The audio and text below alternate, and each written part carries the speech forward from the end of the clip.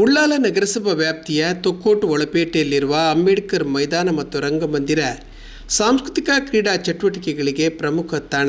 ರಾಜ್ಯ ರಾಷ್ಟ್ರಮಟ್ಟದ ಕಬಡ್ಡಿ ಪಟುಗಳನ್ನು ಕ್ರೀಡಾ ಜಗತ್ತಿಗೆ ನೀಡಿದ ಈ ಮೈದಾನಕ್ಕೆ ಹಲವು ದಶಕಗಳ ಇತಿಹಾಸವಿದೆ. 6 ದಶಕಗಳಿಂದ ನಡೆಯುತ್ತಿರುವ ಮೊಸರುಕುಡಿಕೆ ಉತ್ಸವ ಪ್ರಮುಖ ಆಕರ್ಷಣೆಯೇ ಈ ಅಂಬೇಡ್ಕರ್ ಮೈದಾನದಲ್ಲಿ. ಆದರೆ ಸಾಂಸ್ಕೃತಿಕ ಕ್ರೀಡೆಯ ತಾಣವಾಗಿದ್ದ ಈ ಮೈದಾನ ಪಾಳು ಬಿದ್ದ ಸ್ಥಿತಿಯಲ್ಲಿದ್ದು ನಗರಾಡಳಿತ ಮತ್ತು ಜನಪ್ರತಿನಿಧಿಗಳು ಈ ಮೈದಾನಕ್ಕೆ ಕಾಯಕಲ್ಪ ನೀಡಲು ಮುಂದಾಗಬೇಕಾಗಿದೆ. ರಂಗಮಂದಿರ ಪುನರ್ ನಿರ್ಮಾಣ ಅತಿ ಅವಶ್ಯಕ.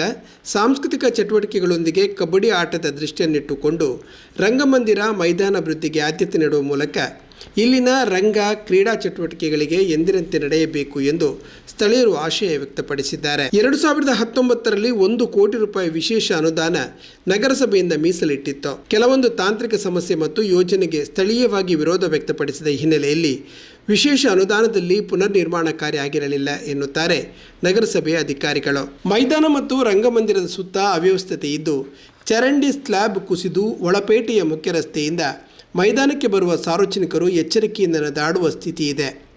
ಈಗಾಗಲೇ ರಸ್ತೆ ವಿಸ್ತರಣೆ, ಮೈದಾನದ ಬದಿ ಅಂಗಡಿಗಳ ಒತ್ತುವರಿ ತೆರವಿಗೆ ಅಧಿಕಾರಿಗಳು ಸೂಚನೆ ನೀಡಿದ್ದಾರೆ. ಪ್ರತಿ ವರ್ಷ ನಡೆಯುವ ಮೊಸರುಕುಡಿಕೆ ಉತ್ಸವ ಈ ವರ್ಷ ಆಗಸ್ಟ್ ಕೊನೆಯ ವಾರದಲ್ಲಿ ಇದೇ ರಂಗಮಂದಿರದಲ್ಲಿ ನಡೆಯುವುದರಿಂದ ತಾತ್ಕಾಲಿಕ ದುರಸ್ತಿ ಕಾರ್ಯಗಳು ನಡೆಯಬೇಕಾಗಿದೆ.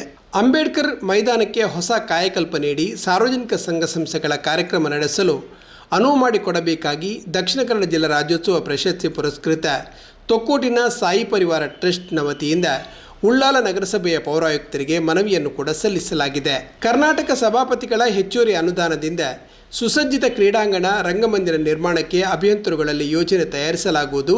ಈ ನಿಟ್ಟಿನಲ್ಲಿ ಊರಿನ ಸಂಘ ಸಂಸ್ಥೆಗಳು ಪೂರ್ಣ ಸಹಕಾರ ನೀಡಬೇಕು ಎಂದು ಪೌರಾಯುಕ್ತೆ ವಾಣಿ ಆಳ್ವ ಸಾಯಿ ಪರಿವಾರ ನಿಯೋಗಕ್ಕೆ ತಿಳಿಸಿದ್ದಾರೆ.